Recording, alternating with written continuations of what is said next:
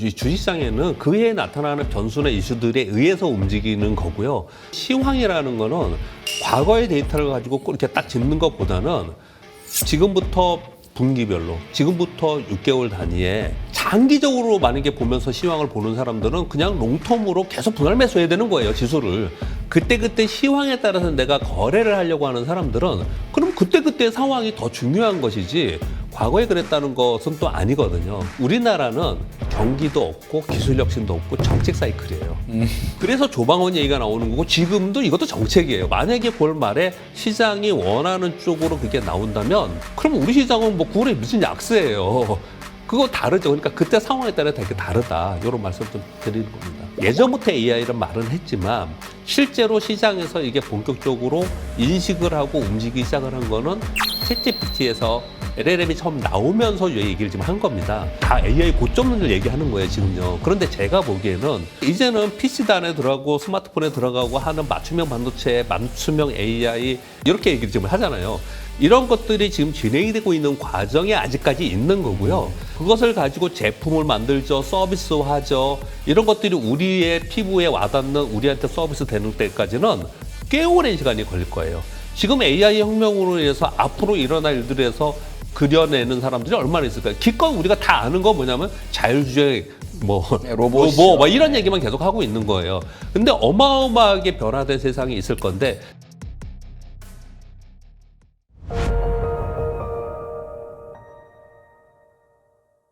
오늘 미국 이야기도 좀 여쭤볼 거고 우리나라 이야기도 여쭤볼 건데 미국으로 좀 시작을 해 보겠습니다. 네네.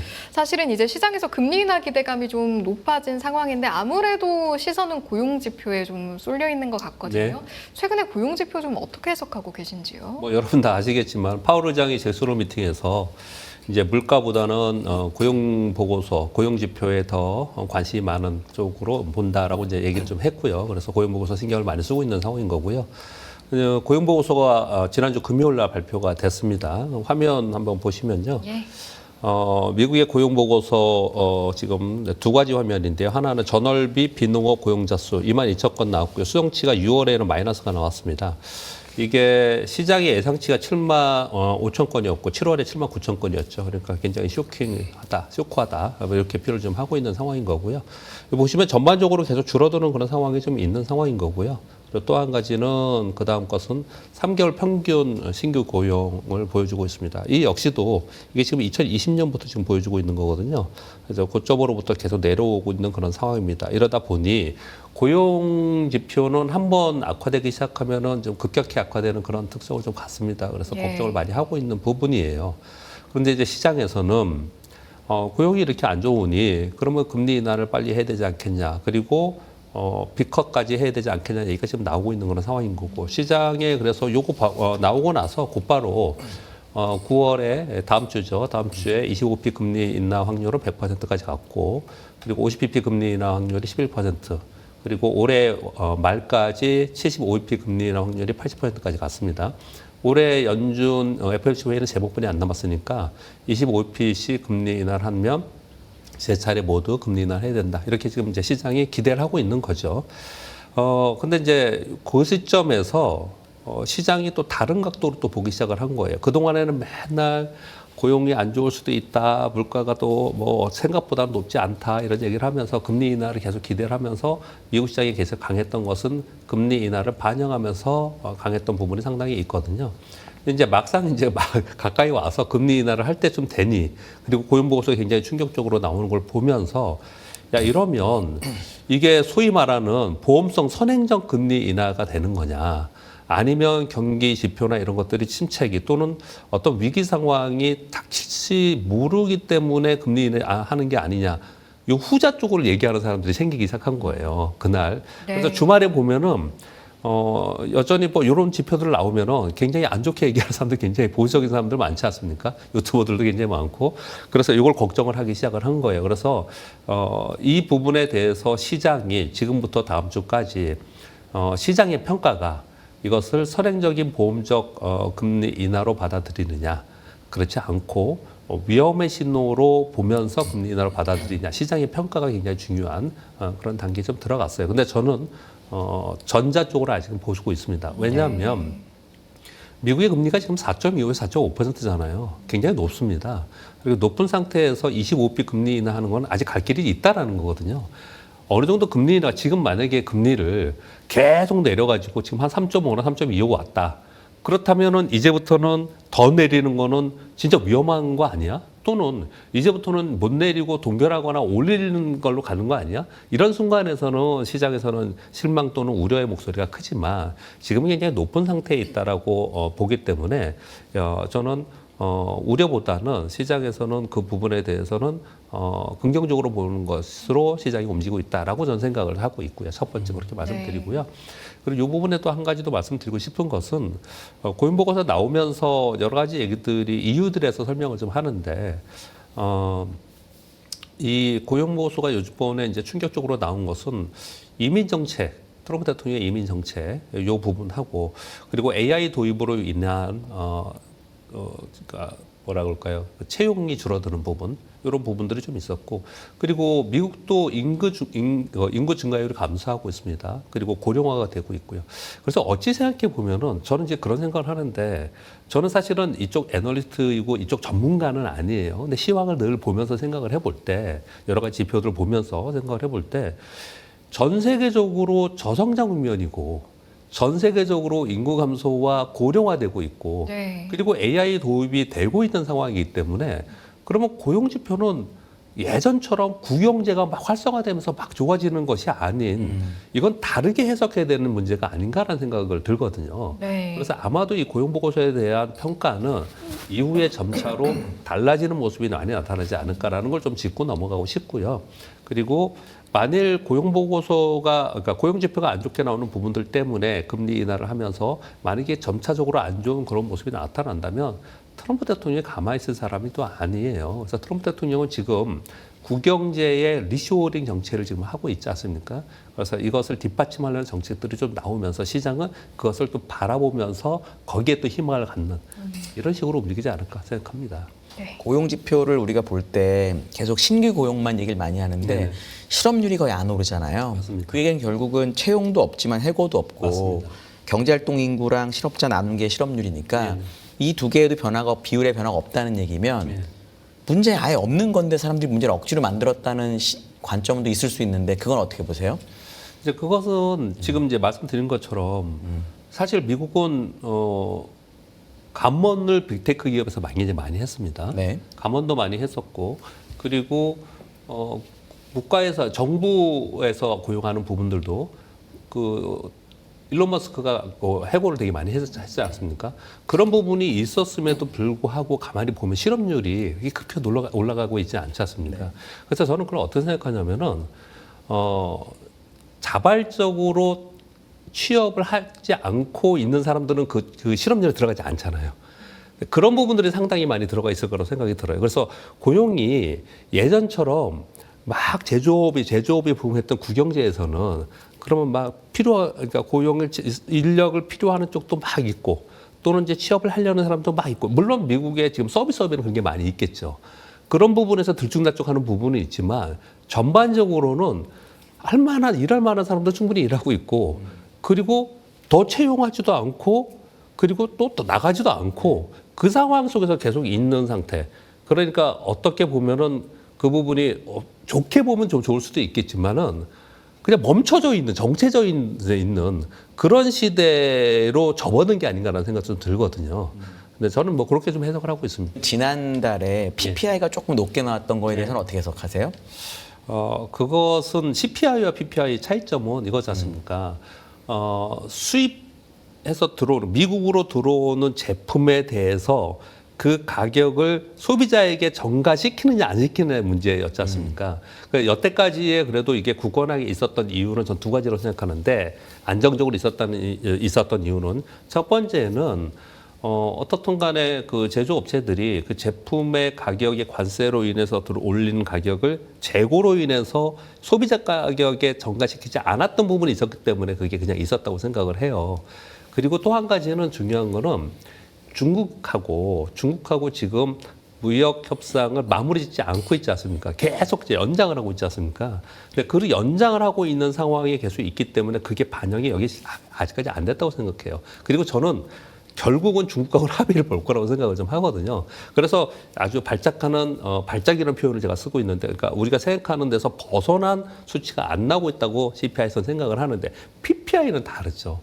그것은 생산자 물가지 않습니까? 근데 그것은 소위 말하는 도매물가 맨 처음 들어오는 단계지 않습니까? 좀 전에 말씀드린 대로 거기에 대해서 내가 재고를 가지고 소비자 가격에 전가시키지 않았기 때문에 CPI에서 그런데 PPI에서는 그 높게 나온 부분이 있기 때문에 결국은 버티다 재고 소진이 되거나 나중에 되면은 이것이 소비자 가격에 전가를 시키면서 CPI가 올라갈 거라고 분석들을 많이 하고 있죠. 근데 그 부분이 어떻게 될지에 대해서는 우리가 이제 걱정스럽게 보는 부분은 있다고 생각합니다. 네. 증시 이야기로 좀 넘어가 보면 이제 우리나라도 그렇고 미국도 그렇고 일단은 금리 인하 기대감이 좀 어느 정도 좀 반영이 된 분위기로 평가가 되기도 하는데 네. 이사님께서는 좀 어떻게 바라보고 계신지 궁금합니다. 시장이요. 예. 시장은 일단 금리 인하 무조건 한다라고 반영하고 있기 네네. 때문에 뭐 나스닥도 이 와중에 장중에 어제 같은 경우에 신고지수 찍고 내려왔고요. S&P 500은 지난주 금요일 날 신고지수 찍고 뭐 엔비디아 좀 꺾이면서 좀 내려오는 그런 모습을 좀 나타냈지 않습니까? 그래서 그것을 이제 반영하면서 올라오고 있다고 좀 생각을 하고 있고요. 근데 아까 말씀드린 대로 이걸 선제적인 금리 인하로 생각하느냐 아니냐 요거 가지고 이제 논란이 있을 거라고 생각을 합니다. 그래서 어디서 나왔더라? JP모건에서 요 보고서 오늘 나온 보고서 보니까 요번에 FMC에서 금리 인하한 것이 하는 그 시점이 미국 시장의 강세에 터닝하는 분기점이 될 수 있다. 이렇게 보고서 하나 나왔어요. 무슨 얘기냐면 시장이 계속 금리 인하를 바라보면서 반영하면서 왔잖아요. 근데 실제로 금리 인하를 하면 그러면은 결국은 뭐 기다렸던 것이 이벤트가 이제 현실화되면서 그러면서 시장이 거기서부터 약간 꺾이지 않겠냐 이런 얘기까지 지금 하고 있는 상황이기 때문에 시장은 저는 그것을 반영하고 있다고 생각을 하거든요. 그런데 이제 두 번째 문제는 3월, 6월, 9월, 12월 1년에 4번 점도표가 나오잖아요. 이 점도표가 제일 중요할 거라고 생각해요. 만약에 점도표에서 정말 극단적으로 연준위원들이 금리를 밑으로 막 점을 찍어놨다 밑으로 그러면 야 이거 지금 문제가 있지 않겠냐. 시장에서는 그렇게 해석할 가능성이 있거든요. 그러니까 이런 거예요. 금리를 앞으로 내릴 거라는 것도 적정선이어야 되는 거죠. 시장에서 바라는 거. 시장은 항상 시장의 예상치에서 크게 좋든 나쁘든 간에 크게 벗어나는 걸 싫어하는 거지 않습니까? 그래서 시장이 예상하는 수준에서 금리 인하를 하고 점도표가 찍혀지는 부분이 나타난다면 뭐 지금 JP모건에서 얘기하는 것처럼 소위 이벤트가 현실화되면서 착실한 매물 나오고 출렁거리더라도 또 다시 그 다음 기대를 하고 이런 식으로 움직일 가능성은 좀 있을 것 같은데 거기서 벗어나면서 오히려 더 크게 예를 들어서 50bp 금리 인하를 한다든지 점도표가 한참 아래에 우리는 지금 내년 중순까지 100bp 정도 금리 인하 예상하고 있는데 내년 중순까지 상반기까지 봤더니 100bp가 아니고 뭐 125bp, 뭐 150bp에 점시켜 있더라. 근데 이러면 시장은 그것은 오히려 악재로 받아들이지 않을까 생각합니다. 사실은 이제 9월 17일 FOMC 이후에 주가가 빠질 수 있다라는 의견이 요즘 들어서 이제 9월 5일에 고용지표 나오고 생기고는 있는데 그거를 이미 시장에서 반영을 해서 채권금리 많이 떨어지고 시장도 꼬리 달고 내려 우리나라 장은 강하죠. 미국은 그러고 있잖아요. 그럼 이미 반영했기 때문에 실제 금리 내리면 이제 더 가도 된다. 물론 10월에 고용지표도 남아있긴 하지만 그런 식으로 생각했을 때 지금부터 FOMC 한 그 다음 주까지 어느 정도의 시황을 보는 게 제일 맞다고 보세요? 이사님 의견, 남의 의견 말고. 저는 금요일 날 이렇게 그 시황 분석하는 내용들을 보면은 자료들을 보면 금요일 날 고용지표가 안 좋게 나오면서 금리 인하보다 경기에 대한 우려가 심했기 때문에 빠졌다고 그랬잖아요. 저는 그날 시황을 그렇게 보지 않거든요. 그날 어떤 일이 있었냐면은 엔비디아가 고점을 찍고 내려왔어요. 음봉을 내면서. 그리고 기술주들이 전반적으로 빠진 날이었어요. 그날. 그래서 그날 어떤 두 가지의 이유가 있었는데 하나는 뭐냐면은 그 브로드컴이 뜨면서 엔비디아가 빠지는 상황이 좀 됐거든요. 근데 엔비디아는 타이 추종을 불허하는 시가총액 1위 아닙니까? 4.4조 달러 아닙니까? 얘가 3% 빠지면서 같이 AMD도 빠지고 AMD도 근데 같이 시가총액 상위에 있는 종목들이 빠지면서 기술주가 빠지면서 고점에서 내려왔다고 저는 생각을 하거든요. 금요일날. 그래서 그 부분이 시장에 더 영향이 컸지. 고용지표가 나쁘게 나와서 이제 시장에서는 지금 말씀 주신 것처럼 먼저 금리 인하에 대해서 그동안에 달려왔던 것이 선반영하면서 조정을 보이고 이후에 올라갔다. 이렇게 저는 보여지지 않거든요. 그래서 금리 인하를 하는 바라보는 과정 속에서 시장이 그냥 무너지거나 이럴 거라고 생각하지 않고요. 무너진다는 표현까지는 지금 전체 시장에서 그런 표현을 쓰는 사람은 없습니다. 그러니까 약해질 거라고 생각하지는 않고 계속 기대를 할 거라고 생각하는데 오히려 금리 인하 하고 나서는 JP모건에서 분석한 것처럼 좀 쉬는 구간 그런 구간이 나타나지 않을까 생각을 좀 하거든요. 근데 왜 그렇게 좀 보느냐를 한 의원도 계시지만 저는 이제 시장을 바라보는 트레이더 입장에서 한번 말씀을 드려볼게요. 화면 하나 보시겠습니다. 네. 네. 엔비디아 일봉을 한번 볼게요. 여러분 화면 한번 보세요. 엔비디아 일봉을 보시면요. 지수는 신고 지수 내고 가고 있잖아요. 근데 이건 뭐랄까요? 어떤 차트스트가 어떤 보더라도 상황이라도 네. 누가 보더라도 엔비디아가 시장을 이끌었고 엔비디아가 시장의 1위 아닙니까? 근데 엔비디아는 꽤 오랜 동안 지금 고점에서 있고 그리고 얘가 전고점 돌파하고 나서 올라가긴 했지만 그렇게 많이 올라간 것도 아니었고요. 올라간 상태에서 이게 주춤주춤하고 있는 그런 상황이에요. 그렇다면 우리가 다 차치하고 우리가 다 아는 내용이 있지 않습니까? 시장에서 주도주가 꺾이면 그 시장은 힘을 잃는다 이렇게 표현을 쓰잖아요. 근데 여기에 경우의 수가 있습니다. 두 번째 화면 한번 볼게요. 이게 브로드컴입니다. 브로드컴 여러분들 아시다시피 이게 오픈 AI의 에이직 반도체 칩 개발한다고 해서 그런다고 하면서 요거 지금 급등하는 거잖아요. 9% 올랐다 그다음 3% 오르고 이게 급등을 했지 않습니까? 이게 지금 일봉인데 월봉으로 보면 신고가 내면서 계속 올라가고 있는 그런 상황이거든요. 또 하나가 특이점이 있습니다.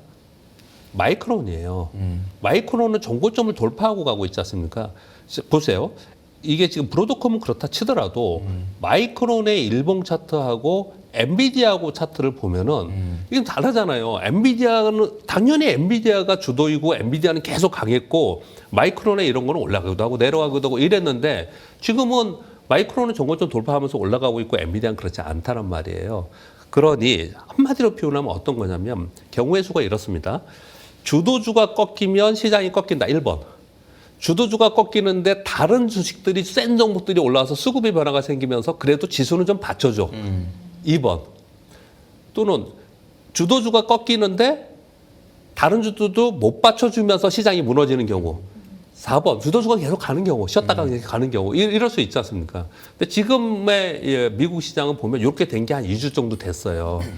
왜 이렇게 됐냐면은 미국의 금리 인하 한다는 말이 본격적으로 나오기 시작하면서 이런 일이 벌어졌습니다. 실제로 우리 3대 지수보다 러셀 2000 지수가 훨씬 더 많이 떴어요. 그리고 중소주도 많이 떴고 부동산 관련주도 뜨고 그랬거든요. 이게 금리 인하를 반영하면서 이런 움직임이 나타나고 있는 거거든요. 그래서 지금의 상황에 보면 개별 이슈들도 있지만 미국 시장은 전체적으로 시총 상위에 있는 최선두에 있는 종목들은 좀 주춤하는 가운데 수급의 변화가 생기면서 다른 쪽들이 움직이고 있다는 거거든요. 이 얘기를 제가 아까 그 질문 주시는데 왜 이렇게 말씀을 드렸냐면 시장이 이럴 것 같다는 거예요. 시장이 이번에 금리 인하하는 이런 과정 속에서 그러면 엔비디아가 그러면 추세 전환되면서 막 꺾일 거냐? 그렇게 또 안 보이거든요. 이게 아마 엔비디아가 아까 차트 봤지만 이게 지금 내려오면 또 저감해서 들어올 거란 말이에요. 미국 시장은요. 되게 웃기는 게 엔비디아 치면은 마이크로소프트가 받쳐주고 마이크로소프트 받쳐주면은 애플이 또 요즘에 애플이 또 올라옵니다. 이러면서 굉장히 강한데 미국 시장이 이렇게 강한 이유가 뭡니까? 풍부한 유동성이지 않습니까? 전 세계의 유동성이 들어가서 이게 움직이는 거잖아요. 그러니까 얘들이 전체적으로 무너지는 소위 이번 미국 시장을 움직였던 빅테크의 상위의 종목들이 얘들이 같이 무너지지 않는 이상 이 순환하면서 움직이는 거지 이게 그냥 무너지는 시장이 지금 미국이 아니거든요. 그렇기 때문에 엔비디아가 이렇게 주춤하지만 전체적인 시장에서는 그렇게 이렇게 빠지지는 않는 거예요. 지금 9월이 이번 9월에 또 보면은 S&P 500 기준으로 0.25인가 올랐죠. 거의 못 올랐습니다. 네, 못 올랐어요. 근데 오르기는 오르지만 근데 보면은 맨날 보면은 센 종목만 보고 지수를 보면은 양봉위에서 나오고 있으니까 세게 느껴지잖아요. 근데 그렇지 않은 거거든요. 그래서 미국 시장은 당분간 이렇게 갈 개연성이 상당히 있지 않을까 저는 생각을 합니다. 네. 아까 그 마이크론하고 이제 브로드컴하고 엔비디아 하셨는데 저거를 그냥 반도체 업종에서 그냥 순환매가 난 거기 때문에 주도주가 살아있는 시장이라고 평가하면 어떨 것 같으세요?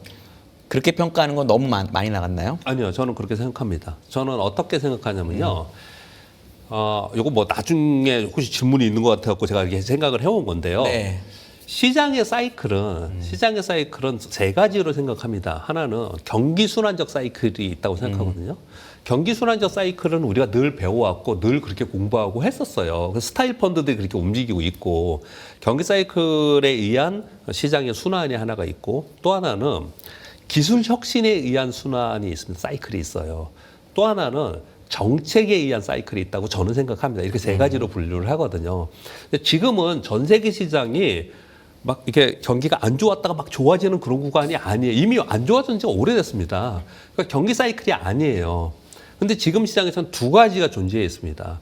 하나는 기술 혁신에 의한 사이클이 한 축이 있고요. 한 축은 정책에 의한 사이클이 지금 있는 거예요. 우리나라는 경기도 없고 기술 혁신도 없고 정책 사이클이에요. 그래서 조방원 얘기가 나오는 거고 지금도 이것도 정책이에요. 우리는 그냥 정책 사이클이에요. 근데 미국은 달라. 이 빅테크는 기술 혁신의 사이클이에요. 기술 혁신의 사이클에 뭐 한 의원도 아시겠지만 예전에 2000년도에 IT 혁명이 있었고 IT 혁명 버블이 붕괴됐다가 2000년대 붕괴됐다가 다시 그 IT 시대를 20년을 살았거든요. 그게 인터넷의 시대였습니다. 인터넷 혁명이었어요.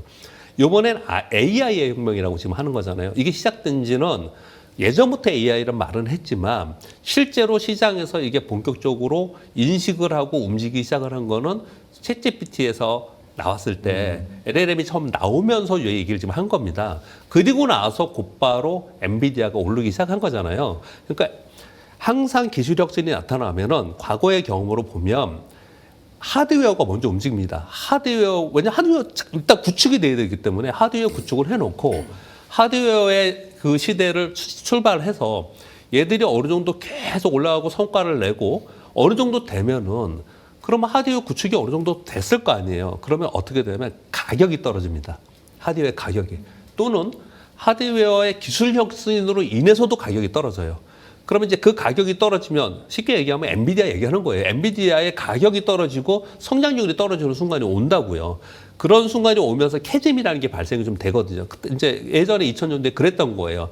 요번에 그게 올지 안 올지에 대해서 걱정을 하고 온다라고 얘기하는 사람들이 다 AI 고점을 얘기하는 거예요, 지금요. 그런데 제가 보기에는 지금 한 의원님 말씀하신 것처럼 이런 일들이 벌어진다는 얘기는 뭐냐면 하드웨어도 대형 데이터 센터에 들어가는 하드웨어만 지금 있었던 거예요.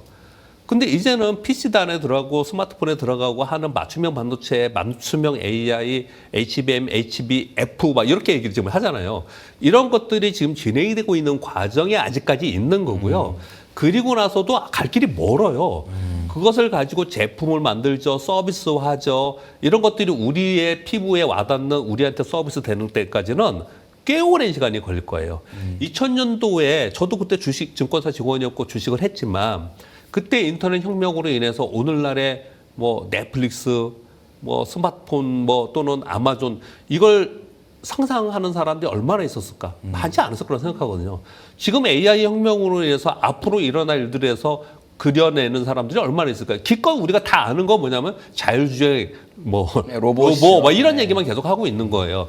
근데 어마어마하게 변화된 세상이 있을 건데 그 과정을 지금 걸어가고 있는 거고 그 걸어가는 과정 속에서 이번에 딱 나타난 것은 뭐냐면 대형 데이터 센터의 축으로 엔비디아 독주였는데 이제 맞춤형 반도체로 가면서 그러면서 브로드컴이 부각이 되고 마이크론이 부각이 되고 또 구글도 그렇게 한다고 하지 않습니까? 네. 이런 게 부각이 되는 그런 과정이 있다고 저는 생각합니다. 예. 네. 만약 이제 말씀하신 것처럼 쭉 이제 증시를 보다 보면 항상 상황이 동일한 게 아니니까 여러 가지 변수를 고려하게 되고 그런데 그 변수의 영향을 좀 떼어놓고 전반적으로 이렇더라라고 보는 게 사실은 그동안의 통계를 보는 거잖아요. 네. 그동안에는 증시가 이럴 때 이랬더라. 그 중에 하나가 9월설. 9월에는 한국이든 미국이든 안 좋더라라는 건데 일단은 9월 9일이니까요. 한 3분의 1 정도는 왔습니다. 뭐 항상 그렇진 않겠지만 네, 이거 이번엔 데이터 좀 제가 중간에 끊어서 미안한데 네. 요거 데이터를 길게 보잖아요. 네. 9월 그렇지 않습니다. 아, 또 그렇지 최근 않나요? 거로 많이 해서 이렇게 신문에 나오는데 네. 어쨌든 죄송합니다. 아니 괜찮습니다. 네. 근데 참고로 저희 이제 시청자분도 통계적으로 그런 경향이 있긴 한데 최근 5년간은 오히려 9월에 반등한 사례도 여러 가지가 있네요라는 왔다 갔다 의견을 있습니다. 주시긴 네. 했습니다. 그럼에도 불구하고 이제 9월 하는 분들이 또 워낙 그런 해석들이 많다 보니 여기에 대한 의견도 한번 여쭤볼게요. 근데 뭐 개인적인 의견은요. 네. 저는 사실 믿지는 않습니다. 그런 거는. 큰 의미 없다. 예, 저도 안 믿습니다. 참고로. 왜냐하면은 그 해에 이슈들이 너무 많고요. 이 주식시장에는 그 해에 나타나는 변수나 이슈들에 의해서 움직이는 거고요. 그리고 시황이라는 거는 과거의 데이터를 가지고 꼭 이렇게 딱 짚는 것보다는 지금부터 분기별로, 지금부터 6개월 단위에 장기적으로 만약에 보면서 시황을 보는 사람들은 그냥 롱텀으로 계속 분할 매수해야 되는 거예요, 지수를. 그래야 되는 거고, 그때그때 시황에 따라서 내가 거래를 하려고 하는 사람들은 그럼 그때그때 상황이 더 중요한 것이지, 과거에 그랬다는 것은 또 아니거든요. 근데 이제 이런 게 있죠. 계절성이라는 게 있기 때문에 그런 얘기를 하는 것 같아요. 우리나라 같은 경우에도 가만히 생각을 해보면 연초에 좋잖아요. 연초에 굉장히 좋아요. 네. 그리고 막 기대감이 있고 막 그렇게 해요. 그리고 또 우리 애널리스트 분들도 연초에 추정치를 이익 추정치 이런 걸 되게 높게 해놓잖아요. 그랬다 2분기에 딱 가면은 이건 아니네. 그러다 3분기 가면은 확실히 아니네. 네. 확실히 아니네가 돼요. 그러면서 9월에 더 안 좋았던 부분도 있거든요. 그런 어떤 계절성이라는 게 있다고 생각하거든요. 네. 근데 반대로 생각해 보면요. 우리나라 외환위기 때 거래하신 분들이 있을지 모르겠지만 제가 사원일 때 외환위기를 겪으면서 굉장히 고생을 많이 했는데 외환위기를 1997년 12월에 디폴트 선언을 했습니다. 우리나라가. 그리고 98년도에 계속 떨어져서 저희가 1000포인트에 제가 입사를 했는데 270포인트까지 떨어졌어요.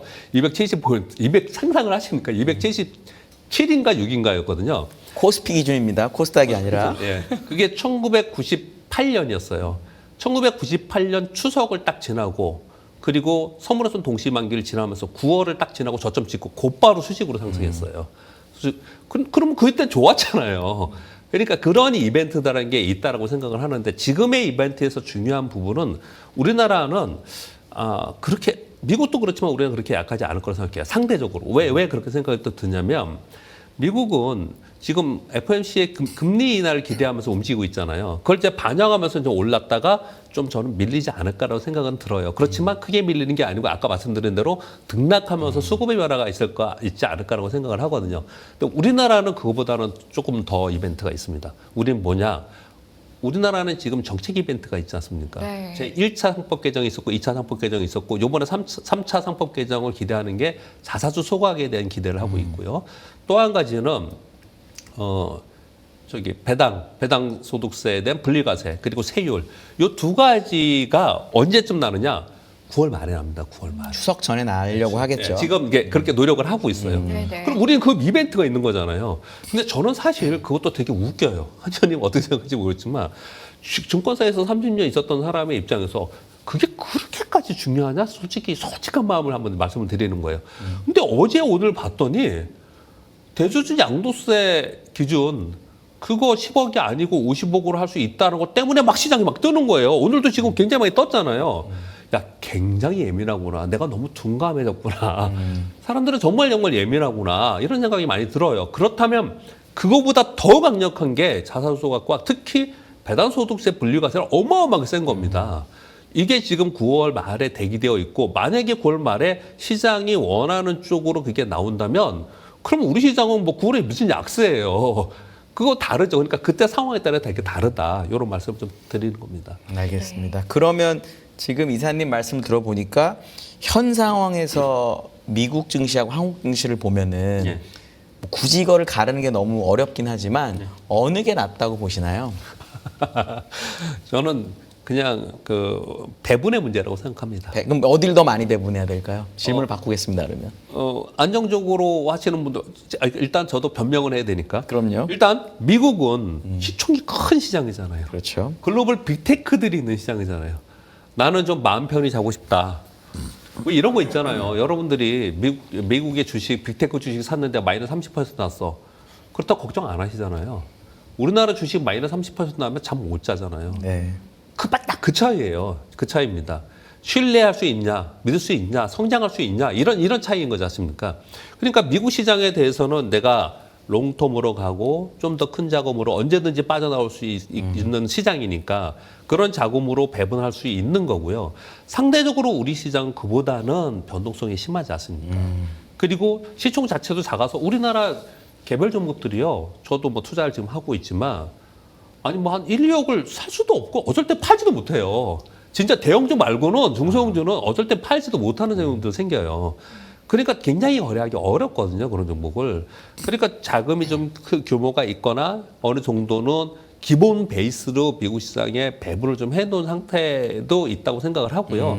그리고 우리나라 시장에서는 수익률 위주로 해야 된다고 생각해요. 그래서 저는 네. 어떻게 표현하냐면 그냥 미국 시장을 대형주로 생각하고 우리나라 시장을 소형주로 생각하면 우리 네. 펀드를 그렇게 운영하지 않습니까? 펀드를 가만히 보면요. 우리 대형 펀드가 있으면 패시브 자금을 운영하고 액티브 팀이 따로 있지 않습니까? 네. 그 전체에서 일부를 액티브 자금으로 움직이는데 그 액티브 자금들 굉장히 활발하게 수익률 추구를 하잖아요. 우리나라 시장에서는 수익률 추구를 해야 되는 시장이라고 저는 생각을 하거든요. 네. 매매를 좀 더 자주 해야 되고. 예, 더 모멘텀을 찾아야 되고 그리고 목표 수익률을 우리나라는 뭐 3%, 뭐 10% 이렇게 가져가지 않잖아요. 우리나라 주식은 진짜 한때 맞으면은 요즘에 조선 기자재 뭐 2주 만에 2배 가고 그러잖아요. 네. 그러니까 우리나라 시장은 그런 거니까 그런 쪽에 투자 전략을 갖고 투자 모멘텀을 갖고 그런 종목을 찾아서 매매하려고 해야 된다고 저는 지금 설명을 드리는 거예요. 한국장에서는. 예, 예. 그래서 수익률 측면에서 보면은 지금부터 단기적으로는 미국보다 우리 시장이 낫다고 생각을 합니다. 네. 지금부터 한 10월 정도까지. 아니요, 저는 뭐 지금부터 앞으로. 연말이나 내년 아, 초까지 좀 더까지. 예, 오, 네, 우리가 네, 더 좀 높다고 길게. 생각을 해요. 네. 수익률 측면에서는. 네. 그런데 시장의 사이즈가 다르고 시장의 특성이 다르니까 내가 거기에 맞춰야 된다는 거죠. 우리나라 시장에서 내가 50% 갖고 한다. 수익률을 높게 하자. 이게 되게 쉽지 않아요. 그렇죠. 되게 쉽지 않습니다. 그러니까 내 규모에 맞게 그리고 시장의 특성에 맞게 거래해야 되는 차이점이 있다라고 생각을 예. 합니다. 모처럼 깊이 있게 말씀해 주셨는데 제가 좀 깊이가 얕은 질문을 좀 드리자면 예. 그런데 나는 이제 이사님께서 조언해 주셨음에도 불구하고 내가 원하는 어떤 투자의 방향성도 없고 그냥 나에게는 어떤 자산이 10%의 예를 들어 내 자산의 어떤 10 정도의 비율이 있다고 쳤을 때 이사님께서는 그럼 미국과 이제 우리나라 시장이 있다고 하면 그 비율을 어떻게 분담하시겠어요? 5대5? 7대3? 가볍고 질문을 얕게 이해를 잘 못하겠는데 내 전체 재테크의 자산 중에서 그렇죠. 10%를 내가 만약에 주식을 1,000만 원이 한다? 있다 그럼 이제 몇 대 몇 이런 거죠. 10만 원이 있다 그럼 3만 원, 7만 원. 지금 제가 말씀을 드린 건데 내가 만약에 10억 있다. 네.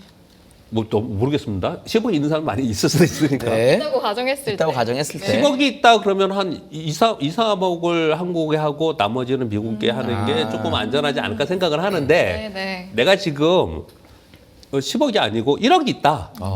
그럼 거꾸로 한 7천만 원, 8천만 원 우리 적극적으로 하고 미국에 좀 롱텀으로 좀 드는 것도 괜찮지 않을까 생각한다는 거죠. 네. 해당형 ETF를 넣든지. 그 금액에 따라 이게 금액이 왜냐면 실전 거래하는 사람한테는요 유동성이 굉장히 중요합니다. 네. 그걸 계속 말씀을 드리는 거예요. 이제 스스로의 자산을 되돌아보게 되면서 아주 아니 중요한 왜냐면 포인트를 또 말씀해 맞는 주셨네요. 말씀이신 게 네네네. 어차피 내년 초까지는 우리나라 장을 좋다고 보셨기 네. 때문에 지금 얘기한 말이 정답이라고 저는 매우 생각하고 있습니다. 문현답이었습니다. 아닙니다. 현문현답이라고 무슨 생각을 합니다. 말씀이죠? 그러면 이제 국내 증시 얘기를 좀 해야 되는데 아까 잠깐 조방원 얘기도 하셨는데 주도주가 이제 너무 명확하게 정해져 있었고 예. 거기에 조금 주도주를 더해보면 뭐 바이오나 뭐 반도체 좀 들어갈 텐데 예. 기존 주도주에 대한 생각 앞으로 어떻게 될 건지는 어떤 의견이 있으신가요? 아까 잠깐 뭐 말씀을 좀 드렸는데 우리나라의 지금 시장 움직임과 주도주들은 다 정책이에요. 경기가 좋아지는 것도 아니고 그리고 우리나라의 어떤 아까 말씀드렸듯이 기술 혁신을 추정하면서 우리가 지금 AI의 기술 혁신을 추정하면서 움직이는 기업들이 얼마나 있을까 생각해 보면 그렇지도 못해 되게 안타까운 얘기입니다. 근데 현실이 그런 거죠. 미국의 기술 패권을 전 세계 그냥 미국이 다 잡고 있으니까 우리는 거기에 후방 기업으로서 들어가는 기업들 몇 개만 있는 거고 그렇게 주도하는 기업은 지금 없는 거지 않습니까? 그래서 우리나라는 정책에 의해서 움직인다고 생각하고 거기에 또 덧붙여서 조금 말씀을 드리면 그런 질문을 안 주셨지만 우리가 이제 이렇게 얘기를 하지 않습니까? 시황은 중앙은행에 맞서지 말라고 해요. 은행에 중앙은행, 그러니까 기준금리에 맞서지 말라고 합니다. 그래서 그걸 가지고 위험 관리하고, 그리고 종목이나 섹터는 행정부의 정책들이 나오는 것에 해야 되는데 지금 시기는 더더욱 그런 시기가 됐습니다. 왜요? 트럼프라는 사람 때문에, 인물 때문에 정책이 어마어마한 거예요. 전 세계에 다 그냥 휘둘리는 그런 정책들이 나오는 거 아닙니까? 근데 사실 따지고 보면 지금 주도주라고 얘기했던 조선, 방산, 그리고 전력 에너지의 원자력까지 포함해서 가만히 생각을 해보면 트럼프가 대통령이 되지 않았으면 저 주도주가 우리나라에 올해 그렇게 주도주가 됐을까? 저는 좀 의구심을 듭니다. 그러지 않았을 가능성이 높다고 생각합니다. 왜냐하면 트럼프의 정책으로 인해서 조선에 특혜가 많이 생겼고 중국 규제도 있었고 그리고 뭐 마스가 생겼고 이거 트럼프의 정책이 상당히 있었던 거고요. 그리고 방산도 그렇고 방산 지금 전쟁을 하고 있는데 트럼프가 방위비 다 증산하라고 그러고 전 세계 국가에 그렇게 뭐 트럼프 정책이 있었단 말이에요. 그리고 뭐 데이터 센터 짓고 있으니까 원자력 르네상스 얘기가 나오고 있고 그리고 미국의 에너지 인프라를 해야 된다라는 행정명령까지 하고 있고 이게 다 트럼프 정책들이거든요. 근데 이게 사실 트럼프라는 사람이 나왔기 때문에 더 강력하게 됐을 수도 있어요. 어쩌면 뭐 그 흐름이 있을 수도 있겠지만 아무튼 트럼프의 정책적 영향이 굉장히 크다라고 저는 생각을 합니다. 그러다 보니까 지금 우리 시장에서는 경기 사이클이나 이런 게 없는 상황에서 얘들이 그 정책 수에 딱 맞다 보니까 이쪽에서 가장 이익이 나는 거거든요. 우리 가만 생각해 보면 주도주가 바뀔 수 있을까라고 한번 곰곰이 생각을 해보면 어떻든 주식은 이익을 추정하면서 움직입니다. 이익 없이 주도주라는 건 없어요. 가만히 보면은 다 이익이 있기 때문에 미래의 성장이 있기 때문에 그 주도주가 생기는 거거든요. 그럼 지금 조선방산 원자력 일단 지금 우리나라 정책은 빼겠습니다. 좀 이따 말씀드리고요. 우리나라 밸류업 정책은 빼고요.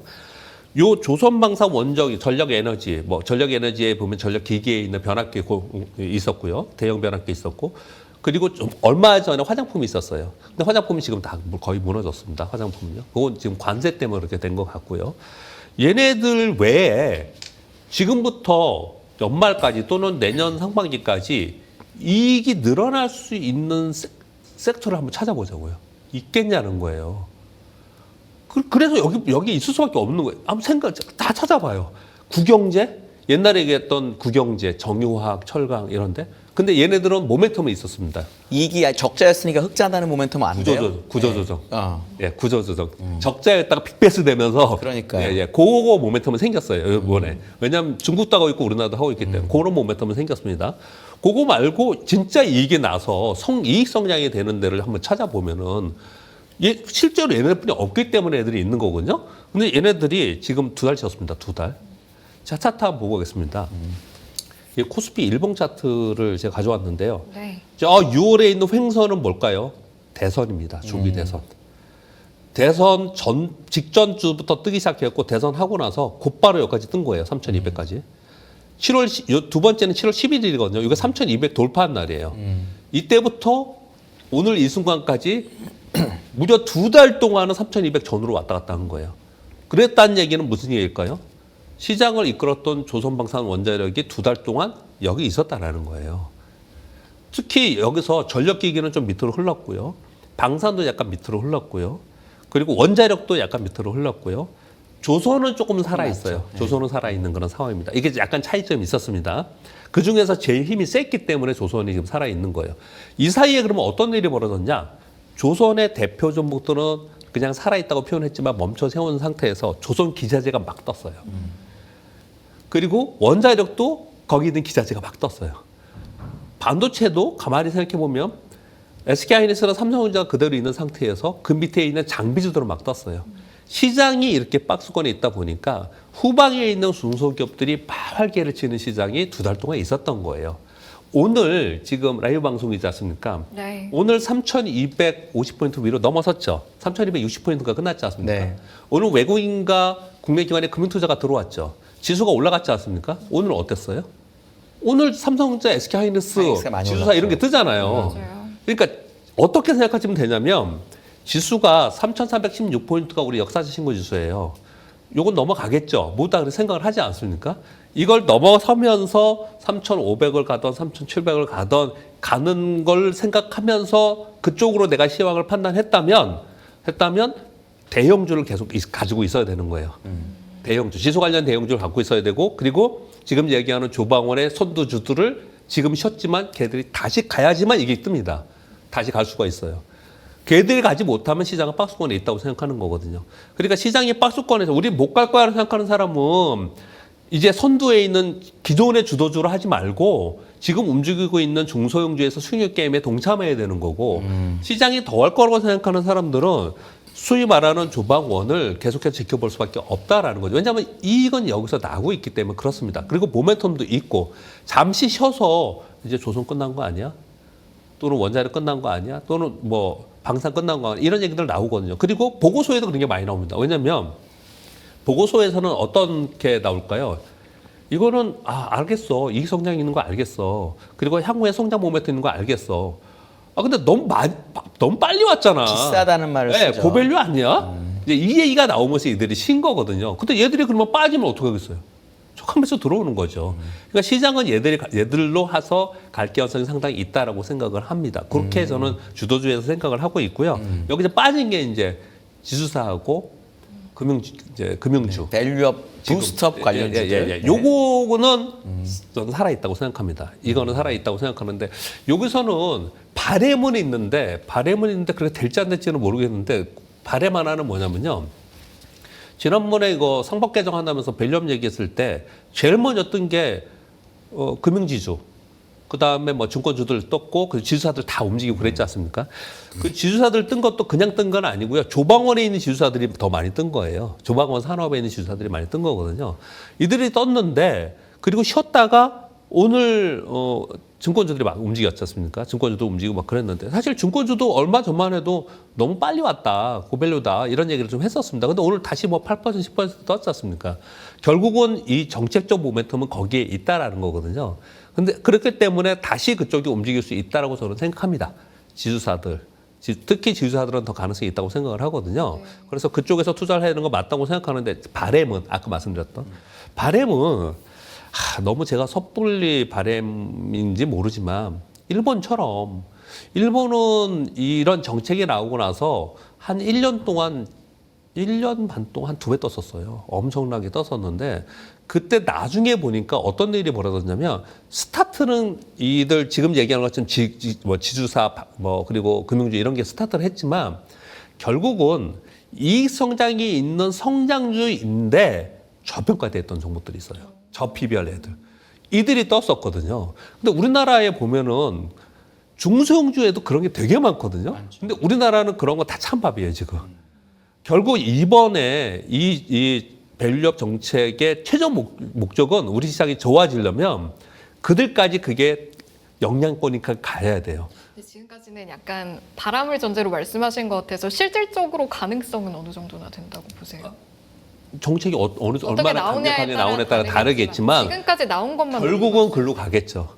결국은 그렇게 가야겠죠. 그래서 많은 분들이 그렇게 표현하지 않습니까? 너무 빨리 바라지 말자. 어차피 우리 그 길을 가고 있는 거다. 그런데 계속 그쪽만 움직이니까 수급은 그쪽만 쏠림이 나타나는 거고, 그렇지 않고 우리나라의 PBR 0.5 아래 수두룩하게 있지 않습니까? 그런데 그런 것도 전혀 반영이 안 되고 있거든요. 결국은 근데 조금 더 장기적으로 보고 롱텀으로 가치주 투자하시는 분들이 시장에 있거든요. 시장이 이렇다 어떻다 뭐가 가든 간에 나는 내 길을 간다라고 하는 펀드를 운영하시는 분들이 있어요. 그런 분들은 지금 그런 쪽에 굉장히 관심을 많이 가지고 있을 거라고 생각합니다. 네. 알겠습니다. 그러면 이제 이 업종은 여쭤보지 않을 수가 없는데, 하이닉스를 필두로 한 반도체 업종은 사실 이거는 주도주라고 하기도 그렇고 항상 기본이 되는 업종이니까 전망 어떨 것 같으세요? 저는 좋을 것 같습니다. 좋을 거라고 생각을 하는 이유는요. 아까 말씀드린 대로 AI 혁명 시대가 됐지 않습니까? 근데 미국의 빅테크들만 간 거예요. 미국의 빅테크들. 근데 만약에 AI 시대를 보면서 내가 뭘 사야겠다 그러면 저도 솔직히 말씀드려서 저는 아마존, 마이크로소프트, 구글 이런 데가 진짜 수혜일 것 같아요. 앞으로. 걔네들이 진짜 AI를 활용한 엄청난 수익을 낼 수 있는 클라우드 업체들이 될 거라고 저는 생각을 하거든요.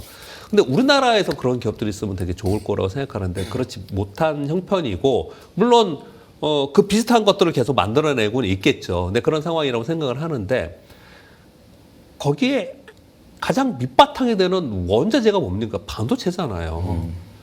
어떻든 우리나라는 그 반도체를 만드는 국가입니다. 아니 엔비디아 우리나라에서 반도체 애초에 안 가져가면 어떡할 거예요? 그러니까 그 길을 우리는 가고 있는 건데 약간 좀 과소평가된 부분이 저는 있다고 생각을 해요.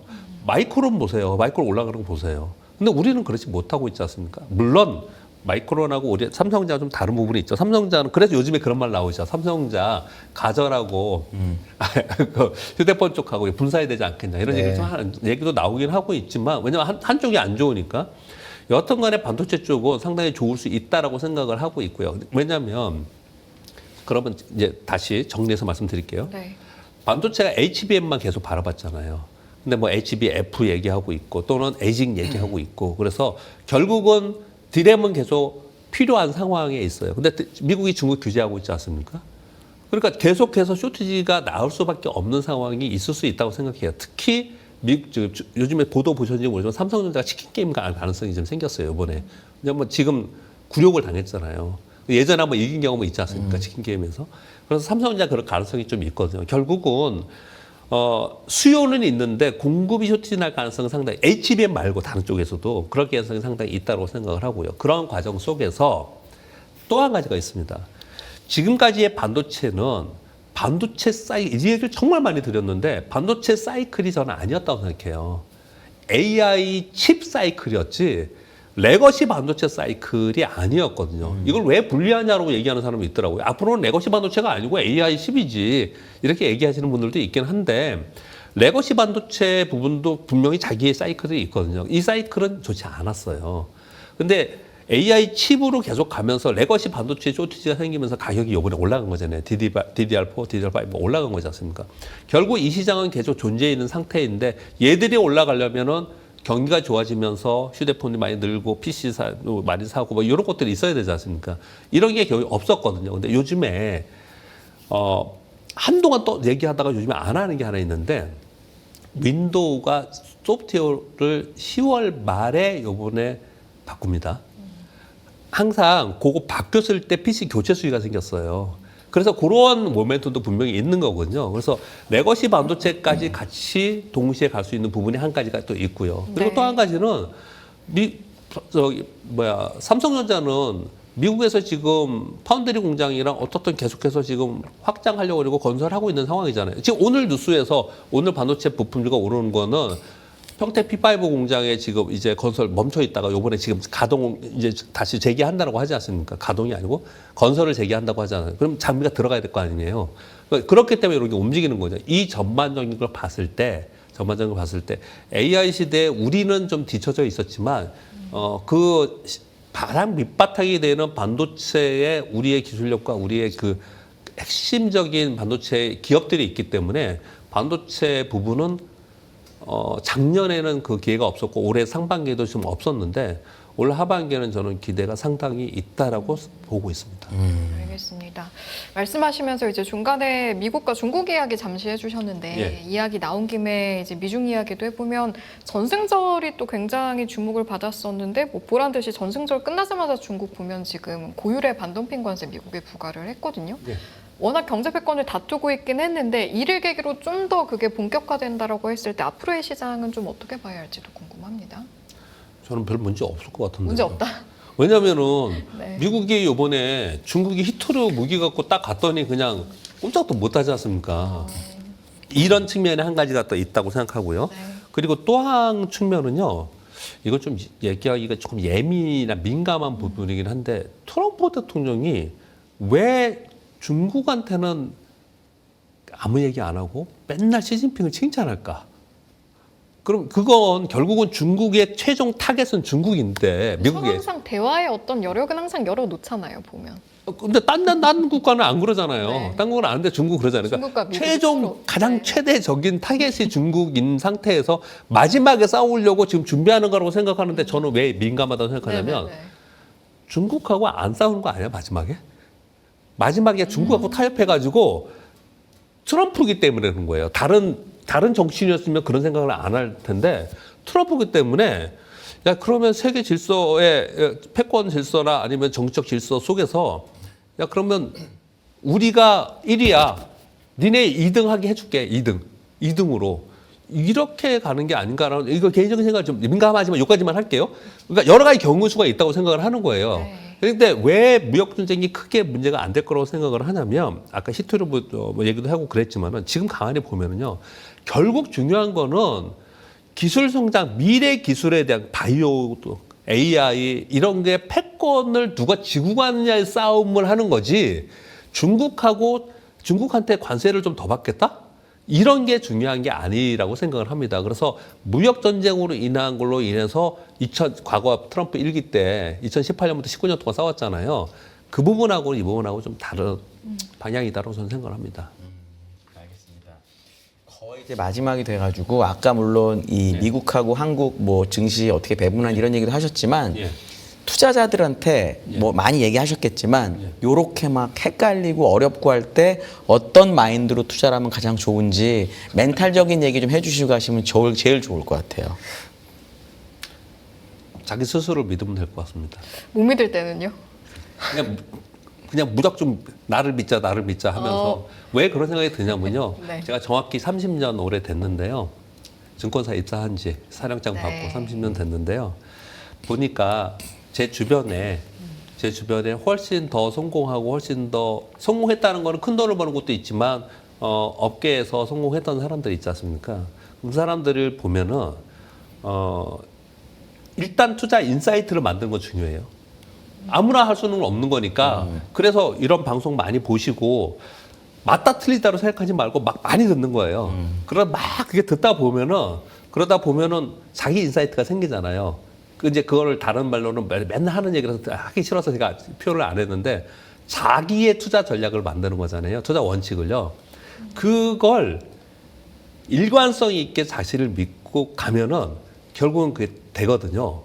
근데 계속 바꾸기 때문에 문제인 거라고 생각이 들어요. 흔들리기 때문에. 자기 자신을 안 믿어서 흔들리기 때문에 문제가 되는 건 생각하거든요. 조금 시간이 있으면 예를 들면요. 있습니다. 괜찮습니다. 예를 들면 과거로부터 길적 분석에서 흔히 하는 얘기가 하나가 있습니다. 21일 이동평균선은 길적 분석을 하는 사람들한테는 중심선이고 생명선이라고 그래요. 21일 이동평균선 위로 올라서면 주식을 사고, 가다가 쫙 가던 놈이 21일 이동평균선 아래로 깨지면 나는 팔아. 평생을 만약에 그거 했다. 제가 보기엔 성공했을 거예요. 근데 그렇게 안 해요. 그렇게 하지 않습니다. 그걸 자기가 하다가 어쩔 때 되고 어쩔 때 안 된다고 생각하고 그렇게 하지 않거든요. 지금 우리 시장이 앞으로 이 밸류업 정책이나 이런 부분에서 지금보다는 좋아지는 쪽으로 가고 있어. 그리고 정책에 나는 맞춰서 할 거야. 이렇게 생각을 했다면 그 정책에 순응하면서 그냥 가면 되는데, 하다 보니까 이거 끝나는 거 아니야? 저 사람들은 저런 거 매매하는데 그걸 또 바꿔.